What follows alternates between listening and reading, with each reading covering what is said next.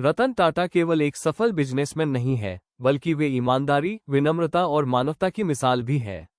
उनकी जीवन यात्रा हमें सिखाती है कि असली सफलता केवल पैसा कमाने में नहीं, बल्कि लोगों का विश्वास जीतने में होती है। रतन टाटा का जन्म 28 दिसंबर 1937 को मुंबई में हुआ। वे टाटा परिवार से थे, लेकिन उनका बचपन आसान नहीं था। उनके माता पिता अलग हो गए थे, इसलिए उनका पालन पोषण उनकी दादी ने किया।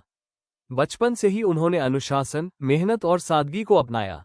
उन्होंने अमेरिका की कॉर्नेल यूनिवर्सिटी से आर्किटेक्चर की पढ़ाई की। पढ़ाई करने के बाद वे विदेश में आरामदायक जीवन जी सकते थे, लेकिन उन्होंने भारत लौटकर अपने परिवार के बिजनेस को आगे बढ़ाने का फैसला किया। रतन टाटा ने अपने करियर की शुरुआत टाटा स्टील के कारखाने में एक सामान्य कर्मचारी की तरह की। वे मजदूरों के साथ काम करते थे, मशीनों के बीच मेहनत करते थे। यही अनुभव आगे चलकर उन्हें एक संवेदनशील और समझदार नेता बनाता है। 1991 में वे टाटा ग्रुप के चेयरमैन बने। उस समय कई लोगों को लगता था कि वे इतने बड़े बिजनेस साम्राज्य को संभाल नहीं पाएंगे, लेकिन उन्होंने अपनी मेहनत और दूरदृष्टि से टाटा ग्रुप को नई ऊंचाइयों तक पहुंचाया। उनके नेतृत्व में टाटा ग्रुप ने कई बड़ी कंपनियों का अधिग्रहण किया, जैसे टेटली, जगुआर और लैंड रोवर।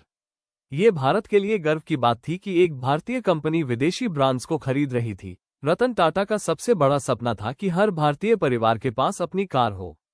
इसी सोच से उन्होंने टाटा नैनो बनाई, जिसे दुनिया की सबसे सस्ती कार कहा गया। भले ही यह प्रोजेक्ट व्यावसायिक रूप से बहुत सफल नहीं हुआ, लेकिन इसने ये साबित किया कि रतन टाटा हमेशा आम लोगों के बारे में सोचते थे। उनकी सबसे बड़ी खासियत उनकी विनम्रता है।